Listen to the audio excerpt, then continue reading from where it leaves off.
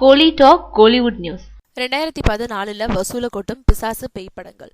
தமிழ் சினிமாவில் அப்பப்போ ஏதாவது ஒரு ட்ரெண்ட் வந்துக்கிட்டே இருக்கும், போய்கிட்டும் இருக்கும். அந்த ட்ரெண்ட் கொஞ்சம் காலத்துக்கு இருக்கும், பின்னாடி வேறு ஒரு ட்ரெண்ட் வந்து பழைய ட்ரெண்டை அடிச்சு காலி செஞ்சிட்டோம்.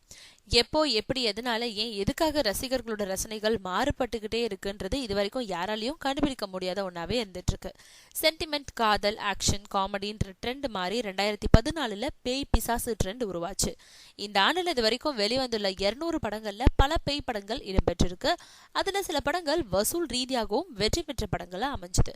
போன வாரம் வெளிவந்த மிஷ்கினோட பிசாசு திரைப்படம் முதல் 3 நாட்களுக்குள்ளேயே சுமார் 3 கோடி ரூபாய் வரைக்கும் வசூலிச்சிருக்கதா தகவல்கள் தெரிவிக்குது. படத்தோட பட்ஜெட் சுமாரா எவ்வளவு இருக்கும்ன்றது படத்தை பார்த்த பலருக்கும் தெரிஞ்சிருக்கும்.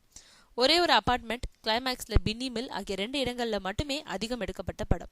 மீடியாக்களோட விமர்சனங்களாலையும் படம் பத்தின சமூக வலைத்தள பாசிட்டிவ் கமெண்ட்டுகளாலையும் படம் நேத்தோ நல்ல வசூல தொடர்ந்ததுன்னு சொல்லியிருக்காங்க.